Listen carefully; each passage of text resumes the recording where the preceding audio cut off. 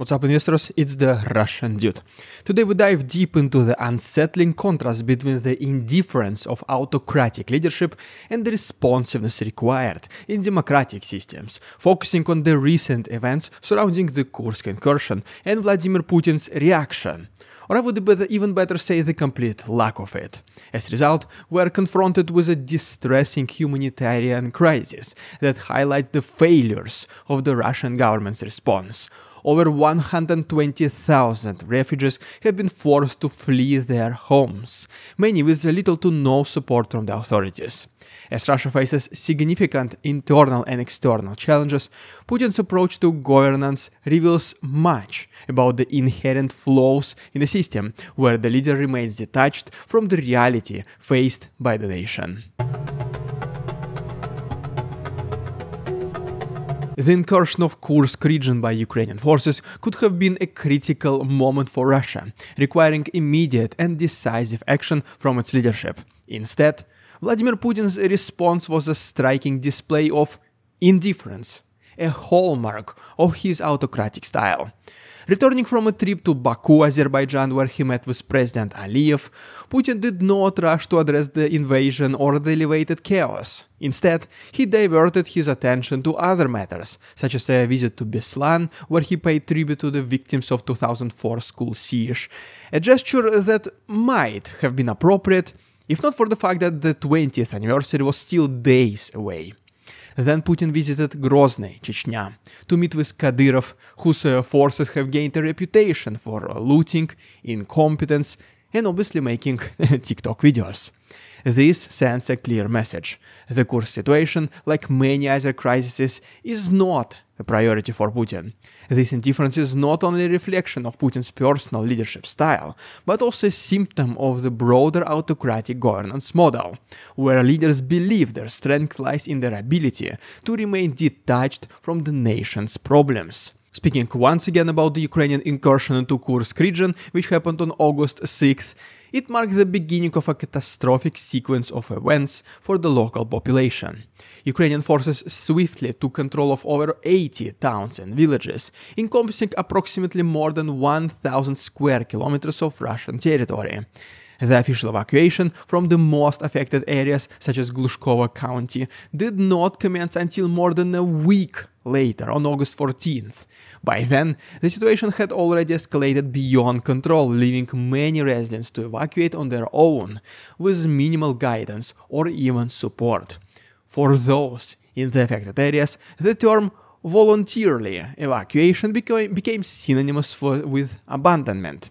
The lack of clear communication from the authorities left many unaware of the advancing Ukrainian forces, and those who did understand the danger were left to make their own arrangements. The human stories emerging from the Kursk region paint a bleak picture of desperation and betrayal. As the invasion unfolded, many residents were left with no choice but to flee, often with little more than just clothes on their backs. The evacuation process was chaotic, and many people who fled to Kursk or other cities expressed the deep sense of abandonment felt by many refugees. Despite their initial escape, the uncertainty of what awaited them upon their return to their hometowns weighed heavily on their minds. Others described the terror of enduring relentless shelling before making the difficult decision to leave. The stories of those left behind are equally heart-wrenching. Many locals, unable or unwilling to evacuate, are now considered missing. Social media is flooded with pleas from relatives searching for their loved ones, and the reality of the situation is grim. Amidst this chaos, volunteers and local residents stepped in to provide what little assistance they could. After all, waiting for the government for help was not an option. Which help are we even talking about if Putin considers watching Adam Kadyrov, the son of Ramzan Kadyrov, showing off his shooting skills to be and this is way more important than discussing the events unfolding in Kursk region? However, the efforts of volunteers were hampered by the pervasive danger of landmines, drones, and ongoing military activity. Despite their bravery, the scale of the crisis far exceeded the capacity of these efforts, leaving many in desperate need for help. As the refugees made their way to safety, the next challenge was survival in overcrowded and under-resourced temporary shelters. Approximately 120,000 refugees were accommodated in temporary facilities, including repurposed buildings such as local circus or sports centers in Kursk. The official narrative, as portrayed by state media, showed well-maintained tent cities with residents calmly adjusting to their new circumstances and realities. However, the reality is totally different. Refugees faced significant hardships in these shelters, from food shortages to inadequate sanitation facilities. Many complained of the lack of basic necessities, such as the ability to do laundry or even take a proper shower. The conditions were particularly harsh for families with children, who were often relocated to even more uncertain environments. Despite promises from the authorities, including a visit from acting governor Alexei Smirnov, the needs of refugees remained largely unmet. Instead of meaningful aid, the refugees were offered superficial comforts such as toys and sports gear, which did little to address their immediate concerns. The situation in these shelters further exacerbated the trauma experienced by the refugees. The constant threat of air raids and missile strikes in Kursk added to the sense of insecurity, making it clear that even in the supposed safety, they were far from being secure. The lack of effective government support, combined with rising costs of living and bureaucratic hurdles in accessing promised financial aid, only deepened the despair of those who had already lost so much. The events surrounding the Kursk incursion and the subsequent evacuation have had a profound impact on the trust between the Russian people and their government. The residents of the Kursk region, who once displayed unwavering loyalty to the state and its so-called special military operation, are now questioning the very same leadership they once supported. The reality of the situation, the government's failure to protect its citizens and provide adequate assistance, it has shattered the patriotic fever that once united them all. As the crisis unfolded, the discrepancies between the official narrative and the real experiences of the refugees became glaringly apparent. The government's reluctance to acknowledge even the true scale of the disaster, combined with its effort to downplay the situation through propaganda, has only fueled public anger and distrust. Stories of deception and abandonment, like those recounted by the refugees, have spread rapidly, leading to widespread outrage. This erosion of trust possesses significant challenges for the Russian government as it struggles to maintain control over the narrative and the situation on the ground. The voices of the refugees, once loyal citizens, now resonate with a sense of betrayal and frustration. Their demands for transparency and accountability are growing louder, challenging the government to address the systemic failures that have led to this humanitarian crisis. The broader implications of this crisis cannot also be ignored. The government's inability to effectively manage the evacuation and subsequent refugee situation highlights deeper issues within the state apparatus. As the situation continues to unfold, it remains to be seen how the government will respond to the growing discontent among its citizens and whether it can restore the trust that has been so severely damaged.